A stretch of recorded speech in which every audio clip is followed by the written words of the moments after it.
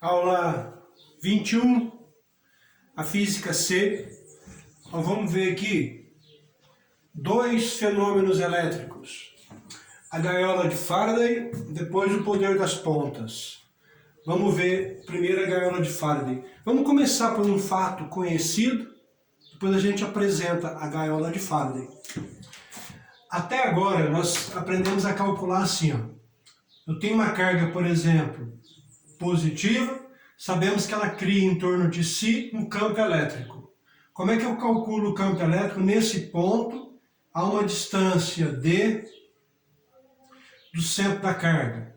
Ora, o campo elétrico, naquele ponto lá, é a constante eletrostática, o valor da carga elétrica dividido pela distância elevada ao quadrado.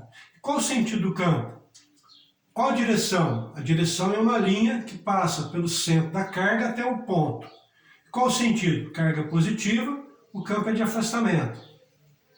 Sabemos calcular também, sabemos que também essa carga tem um potencial ao redor dela, tem um potencial elétrico ao redor dela. Como é que se calcula o potencial naquele ponto lá, onde eu já calculei o campo? Ora, o potencial depende do sinal da carga, a carga é positiva, o sinal do potencial é positivo. Vale Kq por D. Vamos estudar isso de novo, campo e potencial, não do lado de fora da carga, mas do lado de dentro da carga. Lembra que eu sempre falei assim, ó? Essa distância que se pega é do centro da carga até o ponto onde eu quero calcular o campo e o potencial. Agora eu vou fazer uma carga maior, porque nós vamos considerar as dimensões da carga. Então eu tenho uma carga aqui, ó, Q carregada positivamente, só que essa carga tem um raio R. Nós já sabemos calcular o campo do lado de fora. Vou fazer de novo? O campo do lado de fora, chamar agora de campo externo,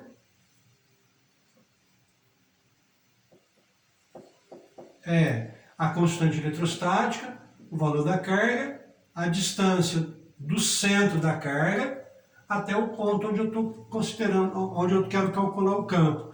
A carga é positiva, o campo é de afastamento. Agora, e o campo elétrico internamente? Quanto vale o campo elétrico dentro da esfera?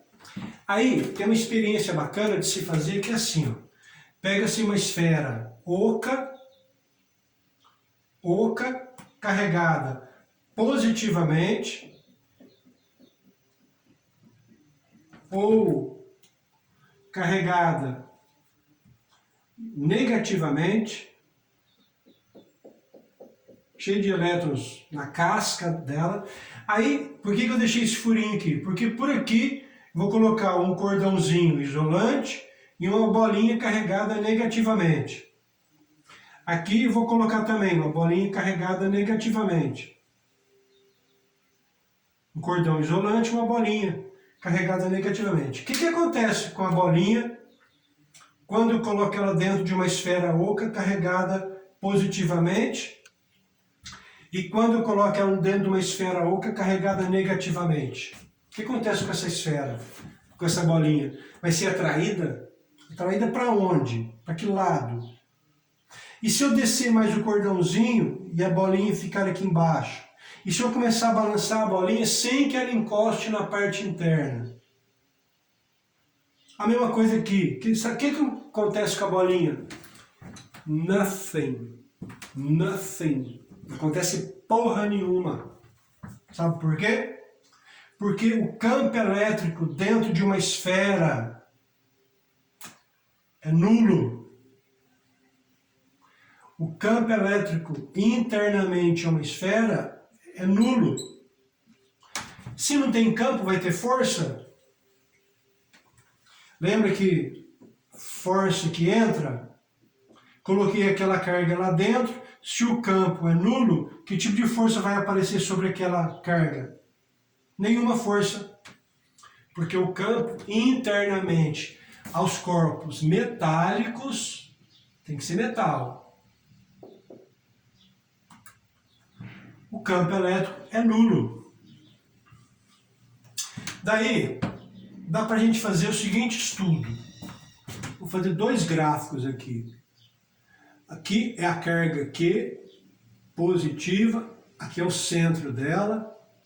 Então aqui eu vou pegar um raio, pegar um eixo Y, vou marcar o campo elétrico dessa esfera. Aqui é o raio, ó. Aqui é a distância que eu vou ficar da esfera, aqui é o raio. Quanto vale o campo internamente? O campo interno é zero. Então o campo elétrico, enquanto eu estiver dentro da esfera, o campo é nulo.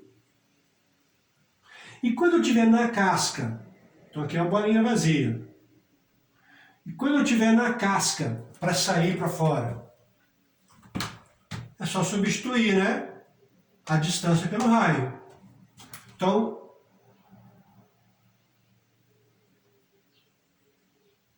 o campo elétrico, vamos dizer, campo elétrico na superfície, aqui é o campo elétrico, campo elétrico 1, chamado de campo elétrico 1, campo elétrico 1 é o campo na superfície da casca metálica. Quanto vale esse campo elétrico ali na superfície? Ora, vale constante eletrostática, valor da carga, e o raio da minha esfera, ao quadrado. E depois que eu sair para fora? Depois que eu sair para fora é essa aqui, depende da distância até o centro. Que tipo de gráfico é este do campo em função da distância ao quadrado? À medida que eu aumento a distância, à medida que eu me afasto da esfera, o que acontece com o campo? Diminui uma hipérbole. Nunca vai ser zero. À medida que a distância, quando essa distância for infinita, o campo elétrico vai ser nulo. Então é um campo que vai sempre se aproximar do eixo x a distância, mas nunca vai encontrar o eixo da distância. E quanto vale o potencial? Nós sabemos calcular o potencial externo. A carga é positiva, o potencial é positivo. KQ por D. E quanto vale o potencial interno? O campo eu sei que é zero. E o potencial? O potencial não. O potencial é máximo. Toda a esfera internamente, sendo oca, sendo maciça, o potencial é máximo. Quanto vale esse potencial? Vale KQ. Que distância que eu vou pegar? Ora, eu vou pegar o raio. Então, se eu faço o gráfico também do potencial em função dessa mesma distância D, e aqui é o raio, ó. Quanto vale o potencial dentro da esfera? O potencial dentro da esfera vale KQ por R. KQ por R. É o máximo potencial que tem dentro da esfera. E depois, então, enquanto eu estiver dentro da esfera, ó, aqui seria o centro, até o raio. Aí quando eu sair o potencial externo. Depende da distância. Como é inversamente proporcional. E como também nunca vai poder tocar o eixo das distâncias, quando é que o potencial vai ser zero? Quando a distância for infinita. Então também tem o mesmo formato. Só que esse aqui é mais rápido, ele anula mais rapidamente. Esse aqui é mais brando, assim, essa curva, mas o formato é basicamente o mesmo. Então guardem isso. Campo elétrico dentro de qualquer superfície metálica é nulo. Essa é a chamada gaiola de Faraday. O que foi pensado nisso? Quem pensou sobre isso? Of course, o próprio Faraday. Faraday pensou na seguinte situação. Quando ele foi estudar aquela esfera carregada, uma esfera carregada positivamente, por exemplo, quando ele colocou uma bolinha aqui dentro e a bolinha nada sofreu, ele já desconfiou que existia uma proteção àquela bolinha colocada lá dentro. Aí ele fez a seguinte experiência. Ele montou uma gaiola do tamanho dele, uma gaiola com tiras, como se fosse uma gaiola de passarinho mesmo. Ele não fez uma coisa maciça, não. Ele fez com tiras metálicas, como se fosse uma gaiola. Por isso que é chamado de gaiola de Faraday. Entrou dentro da gaiola, pediu para o auxiliar dele pegar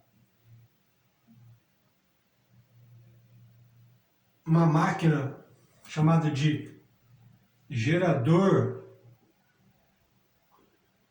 de Van de Graaff, que é aquela máquina que tem aquela esfera grande, que as pessoas colocam a mão na esfera para o cabelo ficar tudo arrepiado. Essa máquina chega a atingir, por exemplo, 1 milhão de volts de tensão. 1 milhão de volts. Pediu para o auxiliar dele pegar um fio e ligar esse fio na gaiola. Ou seja, a tensão que a gaiola estava era de 1 milhão de volts. O potencial da gaiola, 1 milhão de volts. Quantos volts tinha internamente? 1 milhão. E do lado de fora? Do lado de fora vai diminuindo à medida que vai se afastando da gaiola. O que aconteceu com o Faraday dentro da gaiola? Faraday não aconteceu nada, nada. Por quê? Porque o campo elétrico internamente era zero. Se não tem campo elétrico, não tem força elétrica, não vai tomar choque nenhum. Então ele comprovou experimentalmente, por isso que ele é conhecido como o maior físico experimental de todos os tempos, porque além de chegar em algumas conclusões teóricas, ele não era muito bom em teoria, mas ele comprovava tudo na prática, ele fazia tudo na prática. Então é o maior físico prático de todos os tempos. Então ele comprovou que dentro da gaiola ele estava protegido dessa tensão de 1 milhão de volts do lado de fora. Ele próprio estava com uma tensão de 1 milhão de volts, porque dentro da gaiola a tensão é 1 milhão de volts. Só que todos os pontos dele, todos têm o mesmo potencial. Como não tem diferença de potenciais, não vai circular corrente elétrica. Então todos os pontos têm o mesmo potencial. Com essa ideia da gaiola de Faraday, se usa até hoje essa ideia, que é o seguinte, ó. Eu vou construir um aparelho de som. Aparelho de som. Sei lá que aparelho de som que é isso. Cheio de regulagem, amplificador, um monte de coisa, rádio, toca-fita, toca-disco, um monte de coisa. Aparelho de som aí. Dentro está cheio de componentes eletrônicos. Para que esses componentes eletrônicos dentro não sofram nenhuma influência externa, de nenhum sistema elétrico externo, qual é o material da carcaça? A carcaça desse material tem que ser feita de que material? Essa carcaça tem que ser metálica. Porque sendo metálica, dentro os materiais eletrônicos colocados dentro estão protegidos de qualquer sinal elétrico, protegido de 1 milhão de volts. Se você ligar esse aparelho em 1 milhão de volts, dentro do sistema eletrônico não acontece nada. Está protegido. Então, os melhores materiais, os melhores aparelhos de som têm que ter uma carcaça metálica, para que não haja influências elétricas sobre os materiais lá dentro. Aí, você está dentro de um carro metálico e cai um raio em cima do carro. Ou você está dentro de um carro, o carro bateu num poste, o poste quebrou e o fio encostou na carcaça do carro. Aqui é o raio, aqui é o fio do poste que encostou na carcaça do carro e encostou no chão. Qual o perigo que esse cara corre? Qual o perigo que ele corre quando um raio cai em cima da carcaça do carro? Ora, a carcaça do carro é metal. Todo mundo que está lá dentro está protegido, inclusive de uma descarga atmosférica. Não vai acontecer nada com ele lá dentro, com as pessoas que estiverem lá dentro. O raio vai cair, vai espalhar os elétrons pela carcaça, os elétrons vão para o chão e quem estiver lá dentro está protegido. A mesma coisa acontece aqui. O fio encostou na carcaça do lado de fora, é igualzinho ligar a gaiola numa tensão alta. Lá dentro estão protegidos com uma gaiola de Faraday. Tem gente que fala que essa proteção aqui contra o raio é por causa do pneu. Quem fala isso, eu sugiro a seguinte situação. Se for o pneu, então faz o seguinte. Tira a carcaça do carro, tira a carcaça, deixa o pneu, deixa o cara e cai e joga um raio na cabeça dele. E se o pneu vai proteger ele? Escambau que protege. Melhor situação seria se nem tivesse pneu. Se a própria carcaça já tivesse encostada no chão, a própria carcaça, sem pneu, tivesse encostada no chão, quando o raio cair, o elétron vai mais rapidamente para o chão e descarrega rapidinho o carro. O pneu até atrapalha. Tem gente que fala que o pneu é a solução. Então propõe isso aqui. Quero ver. Tem um avião.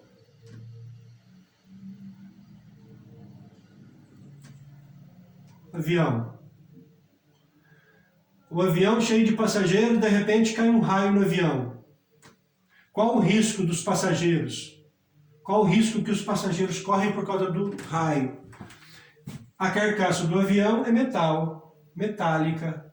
Se a carcaça é metálica, está todo mundo lá dentro protegido de qualquer descarga atmosférica por causa do efeito da gaiola de Faraday. Os elétrons caem em cima da carcaça, espalham pelo avião, se encontram novamente embaixo e vão para o chão novamente. Uma das soluções, sabe aquele problema que tiveram aí, que tem até hoje, né? Que os caras dentro dos presídios se comunicam com os comparsas do lado de fora da prisão. Imagina aqui, ó, a prisão, cheio de pessoal lá dentro, lá se comunicando com o telefone celular, com os comparsas do lado de fora. Qual a solução técnica para isso? Envolver a prisão em uma chapa metálica, ou papel alumínio, ou até uma gaiola, uma tela de galinheiro bem pequenininha, bem fininha. Quanto mais fino, quanto mais maciço, maior a proteção. Envolver todo o presídio com uma tela de galinheiro, não vai entrar mais sinal nenhum elétrico, não entra sinal de telefone mais. Não tem, corta a comunicação dos caras. Vocês já andando de carro, com o rádio ligado, já passaram por um túnel, você perde a sintonia da rádio. Por quê? Porque o túnel é feito de ferro, tem ferro ali, não é maciço, mas tem muito ferro no túnel. Essa ferragem causa uma blindagem eletrostática. Você passando embaixo com o rádio ligado, você perde a sintonia, as ondas de rádio já não entram mais pelo túnel. Até em prédio, você está sintonizando numa rádio e entra numa garagem de um prédio. Geralmente você perde a sintonia do carro, porque a ferragem do prédio, a ferragem dos pilares, das lajes, forma uma gaiola de Faraday. As ondas de rádio. Em algum momento você escuta, mas tem alguns outros momentos que fica mais bloqueado, fica mais protegido, que você não escuta. Isso é a gaiola de Faraday. Certo? O outro fenômeno é o poder das pontas.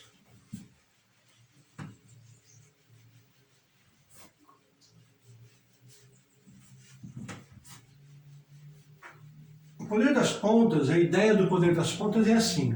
Se eu tenho um condutor circular, imagina uma esfera perfeita, e essa esfera tem 5 elétrons em excesso sobre ela. Então ela está carregada com 5 elétrons. Então vai ficar número de elétrons vezes 1,6 vezes 10 elevado a menos 19. Estou propondo 5 elétrons que ela tem em excesso. Então está carregada negativamente. Aonde que os 5 elétrons vão ficar? Onde que eles vão situar nessa esfera carregada de 5 elétrons? Ora, a força entre os 5 elétrons é força de repulsão. Então eles nunca vão para o centro, porque existe entre eles força de repulsão. Eles vão para um lugar onde eles ficam mais longe possível um do outro. Isso é chamado de equilíbrio eletrostático. Não é um equilíbrio, é meia boca, porque o equilíbrio ainda tem 5 elétrons em excesso. O equilíbrio é voltar a ficar neutro novamente. Mas o equilíbrio é instável de 5 elétrons. Os 5 elétrons vão ficar na superfície. Você imagina uma bola, os 5 elétrons vão ficar cada um mais longe possível um do outro. Isso quando o corpo é perfeitamente esférico. Se eu colocar uma ponta nesse corpo, se eu adaptar uma ponta nesse corpo, a maioria dos elétrons vão para essa ponta, apesar da força de repulsão entre eles. Por que eles vão para a ponta? Pelo seguinte, qual é a tendência desses elétrons aqui que estão em excesso nesse corpo? Ora, é descarregar esse corpo. Se passar alguma gotícula de água aqui, ó, se estiver chovendo, bater a água aqui e cair, as gotículas pegam a carona com a água e vão para o chão, vão para a terra, e esse corpo volta a ficar neutro. O normal é voltar a ficar neutro. Então, esses 5 elétrons quer sair dali, de qualquer forma. E onde é mais fácil o elétron pegar carona em alguma coisa? Numa parte perfeitamente esférica ou nas pontas? Nas pontas. Então, desses 5, 4 deles ou 3 deles vêm para as pontas. E os outros 2 ficam aqui, longe possível do outro. Esses 3 na ponta é porque numa ponta é mais fácil pegar carona, é mais fácil ele se jogar aqui com a própria umidade do ar para esse corpo voltar a ficar neutro. Então o que é o poder das pontas? É que todo corpo que está carregado e que tem ponta, há uma grande quantidade, uma grande concentração de cargas nessa ponta. Certo? Então, eletricamente, quando você vai montar algum circuito elétrico, por exemplo, vai passar um fio na rua, a CEMIG está fazendo instalação de fios na rua. Aí tem emenda de fio. A ponta daquele fio de emenda não pode ficar solta dessa forma. Eles pegam aquela ponta e dobram a ponta e fazem ela ficar redondinha. Porque tem o poder das pontas. Se ficar uma ponta ali, vai acumular carga. Acúmulo de carga nas pontas geralmente é problema. Então o que é o poder das pontas? É que todo corpo carregado que tem ponta, há grande concentração de cargas elétricas nessa ponta. Então vamos ver uma situação aqui. Uma nuvem se choca com a outra nuvem. Ou o vento bate numa nuvem e ambas ficam carregadas. Uma nuvem se choca com a outra nuvem, atravessa uma outra nuvem e ficam carregadas. Então, por exemplo, essa nuvem aqui ganhou elétrons durante o atrito, ficou carregada negativamente. A outra nuvem perdeu elétron para essa nuvem que está aqui e ficou carregada com falta de elétrons, ficou carregada com excesso de prótons. Aí, debaixo dessa nuvem, imagina a nuvem aqui com 1 km² de área e a Terra aqui embaixo. Ora, esses elétrons da nuvem, o campo elétrico ao redor da nuvem é tão forte, porque tem tanto elétron aqui, o campo elétrico é tão forte que os elétrons da Terra, que estão a uma certa distância da Terra, os elétrons daqui, são expulsos daqui de baixo. Então aqui fica com muito próton, os elétrons são expulsos, o elétron fica tudo ao redor aqui, ó, porque o campo elétrico é muito intenso.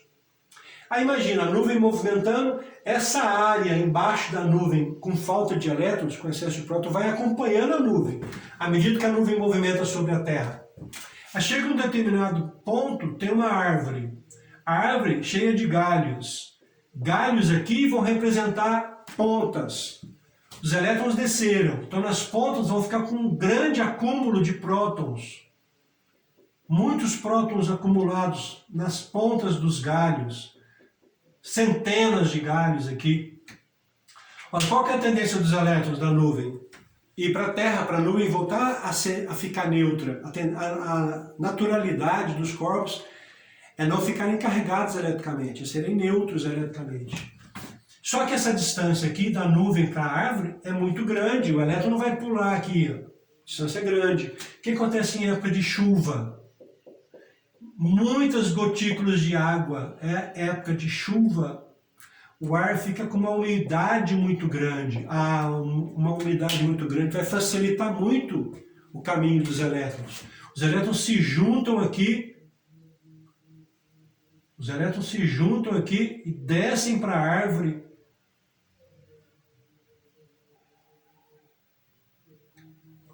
Aqui é um raio, acontece o raio, ou também chamado de descarga atmosférica. Vou fazer direito esse desenho aqui, esse raio caindo. Então, uma grande quantidade de elétrons descem para a Terra, para a nuvem ficar neutra. O elétron desce. Então, aconteceu aqui o raio ou descarga atmosférica. Nessa descarga atmosférica tem dois fenômenos. O fenômeno auditivo, a gente escuta, auditivo, que é o trovão, e a gente vê o fenômeno. Então o fenômeno também é visual, além de auditivo. A gente vê o relâmpago.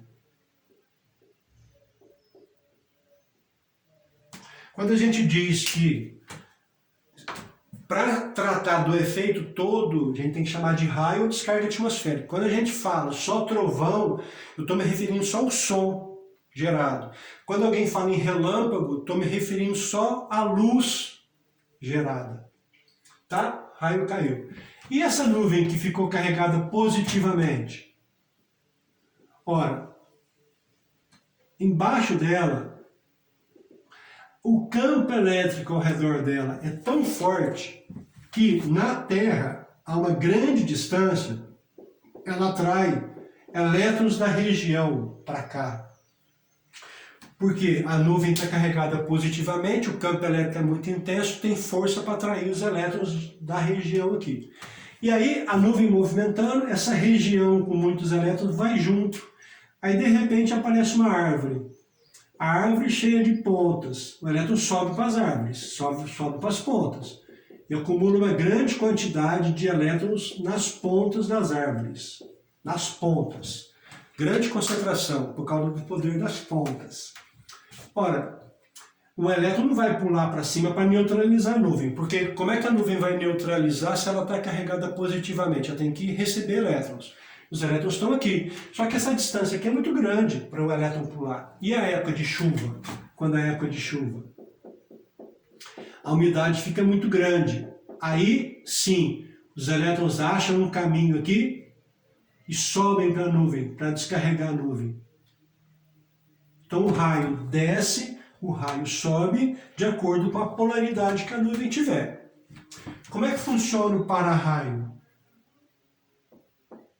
Ora, o para-raio não é assim que escreve mais, eu não sei como que escreve atualmente. O para-raio tem a função de uma árvore dessa. Então você tem aqui um posto de gasolina, um posto com bomba, com combustível, e você não quer que caia um raio aqui, porque tem faísca, tem o raio, tem elétron movimentando, tem calor e tem combustível por perto. Então eu não posso deixar um raio cair aqui no meu posto de gasolina. O que eu vou fazer? Olha, eu já sugeri para um amigo meu aqui na Prata para ele plantar árvore alta em volta do posto de gasolina dele. Porque a árvore vai funcionar como vários para-raios. Mas se ele quiser instalar um para-raio, tem que ser um para-raio alto. Aqui na ponta tem uma esfera e várias pontas na ponta do para-raio. Quanto mais pontas metálicas tiver o para-raio, mais caro é o para-raio. E aí,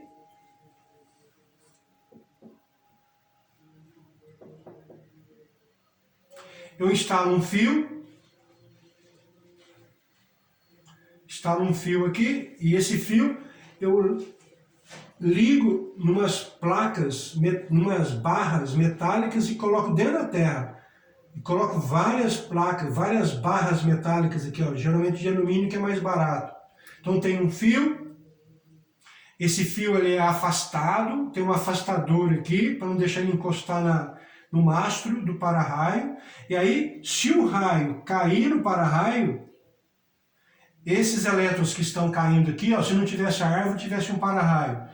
O elétron vinha para cá, vai pelo fio, vai pelas hastes e vão para dentro da Terra. E se o elétron estiver subindo, naquele caso de lá, a nuvem estiver carregada positivamente, estiver passando por perto, o elétron sobe, os elétrons se reúnem aqui e o elétron sobe para neutralizar a nuvem. E aí, com um para-raio deste, eu consigo proteger o posto de gasolina da seguinte forma: se esse para-raio tem uma altura H,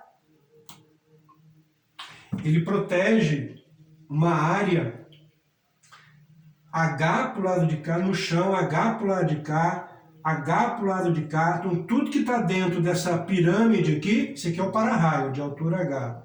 Tudo que está dentro de uma área circular de raio H, está tudo protegido por esse para-raio. Então, o posto de gasolina tem que estar aqui, ó, dentro dessa área de proteção. Qual é o perigo desse... Você está numa praia, praia é um lugar muito plano. Aí está a época de chuva e tal, trovejando e relâmpago e tal, de repente você levanta a mão, seus 5 dedos, para fazer tchau para alguém. Você está num lugar plano, época de chuva, época de raios, tempestade, e você levanta a mão com 5 pontas. Qual que é a tendência do raio? Cair na tua mão ou subir pela tua mão. Então, num lugar plano, época de chuva, não pode ficar dando bobagem, não pode ficar dando bobeira. Ou tá com guarda-chuva, a ponta do guarda-chuva vai servir de poder das pontas. Então, tem que ficar resguardado. Se você estiver num campo, tá na roça, num campo sem árvore, sem nada, de repente, época de chuva, o que você faz? Não levanta a mão.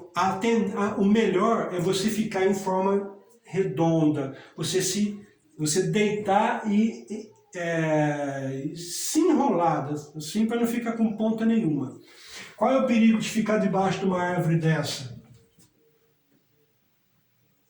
Aqui está a árvore cheia de pontas, e aí você vai esconder da chuva e entra debaixo de uma árvore dessa, e o raio cai por cima. A nuvem está negativamente carregada, o raio cai. Vocês acham que o raio, que os elétrons vão concentrar a cair pelo tronco da árvore? Claro que não é época de chuva. O elétron desce aqui assim, ó. Em toda a parte da árvore vai cair elétron. Se você está nessa região aqui, você vai ficar picadinho de elétron. E se for o elétron estiver subindo, os elétrons vão subir por aqui também. O elétron sobe por aqui, ó.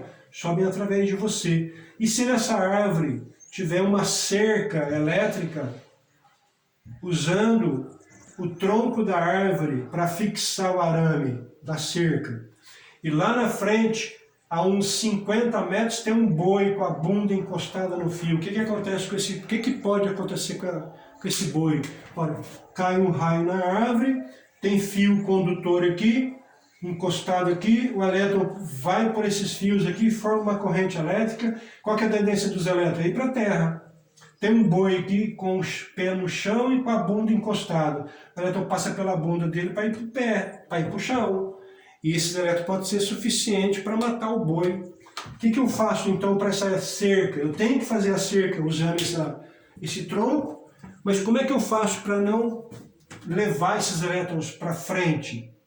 Ora, de tempos em tempos, coloca um mourão aqui, coloca os fios da cerca aqui, interrompe esses fios, coloca um fio aqui, ó, passando pelos fios em terra, a terra, né, faz um aterramento. Esses fios que vão seguir não têm ligação com esses, têm que ser separados, e sempre colocando aterramento na cerca. Quanto mais aterramentos tiver, mais seguro vai ser essa cerca. Acho que é isso.